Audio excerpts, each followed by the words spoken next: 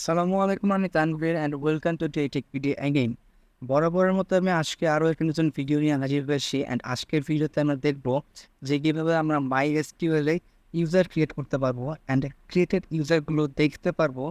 Plus আমরা কীভাবে আমাদের ক্রিয়েটেড ইউজারগুলো যখন কাজ শেষ হয়ে যাবে তখন সেগুলো ডিলিট করবো কীভাবে। ঠিক আছে, তো পুরো প্রসেসটা আমরা একই ভিডিওতে দেখবো। অ্যান্ড আর ভিডিওতে যে কমান্ডগুলো আমি ইউজ করব সেগুলো আমি এখানে আমার ডিসক্রিপশন অ্যান্ড পিন কমেন্টে দিয়ে দিয়েছি, সেখান থেকে অবশ্যই চেক করে নেবেন। তো বেশি কথা বাড়াবো না, লেটস কন্টিনিউ দ্য ভিডিও। আর আমাদের ইউজার ক্রিয়েট করার জন্য অবশ্যই আমাদেরকে MySQL এর ভিতরে ঢুকতে হবে। অ্যান্ড MySQL এর ভিতরে ঢুকতে হলে আপনাকে টার্মিনালে ঢুকতে হবে। সো আগে আমার টার্মিনাল ওপেন করে নিয়েছি অ্যান্ড এখানে লিখছি sudo mysql -u -p and আমার ডিভাইসের পাসওয়ার্ড দিচ্ছি। দেন আমি আমার MySQL এর ভিতর প্রবেশ করেছি। এখন আমি যেটা করবো, আমার একটা নতুন ইউজার ক্রিয়েট করবো। তার জন্য আমাকে চালাতে হবে ক্রিয়েট ইউজার অ্যান্ড এখানে ইউজার নেম দিতে হবে। আমি সেখানে ইউজার নেম হচ্ছে লোকাল ইউজার। ঠিক আছে, লোকাল ইউজার অ্যান্ড এখানে হচ্ছে আমাকে হোস্টিংয়ের নাম দিতে হবে। মানে আমি কোন হোস্টে ইউজ করবো সে হোস্টের নাম দিতে হবে। আমাদের হোস্ট হচ্ছে লোকাল হোস্ট। ঠিক আছে, তা আইডেন্টিফাইড বাই মানে আমি যে পাসওয়ার্ড দিব আইডেন্টিফাইড বাই এখানে হচ্ছে কোটেশনের ভিতরে আমাকে পাসওয়ার্ড দিতে হবে। ঠিক আছে, অ্যান্ড মনে রাখবেন পাসওয়ার্ডটা কিন্তু একটু কমপ্লিকেটেড হতে হবে, আর গ্রান্ট করবে না। সো আমি এখানে একটু কমপ্লিকেটেড পাসওয়ার্ড দিয়ে চেষ্টা করবো। সবাই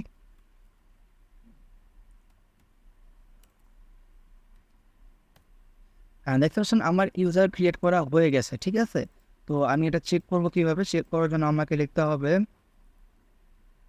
select user from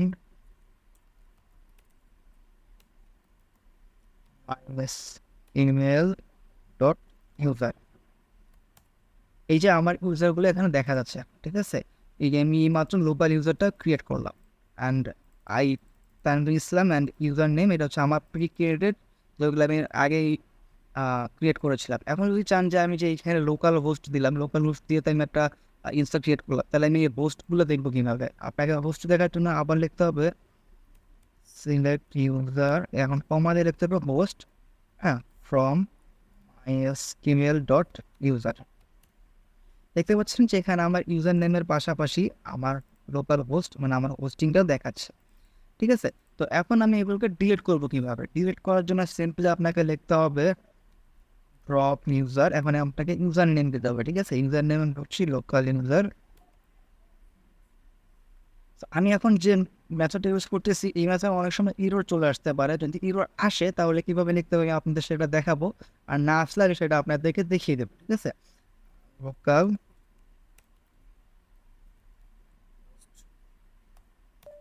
দেখতে পাচ্ছেন আমার এখানে একটা ইরর চলে আসছে, তাই না? ইররটাকে আমি সরাবো কীভাবে, জাস্ট আমি এখানে আবার লিখবো ড্রপ ইউজার। দেন হচ্ছে আমি এখানে কোটেশনের ভিতরে আমার ইউজারের নামটা লিখবো লোকাল ইউজার। ঠিক আছে, অ্যান্ড এরপর কোটেশন দিয়ে আবার আমি আবার কোটেশনের ভিতর লিখবো আমার হোস্টের নেম। ঠিক আছে, দেখতে পাচ্ছেন আমার কিন্তু ইউজার ডিলিট হয়ে গেছে। এখন এটা আমি শিওর হওয়ার জন্য আরেকবার চেক করে নিচ্ছি। তার জন্য আপনাকে লিখতে হবে select user and host also from mysql dot info. ঠিক আছে, দেখতে পাচ্ছেন আমার কিন্তু এখান থেকে অলরেডি এই লোকাল ইউজারটা ডিলিট হয়ে গেছে।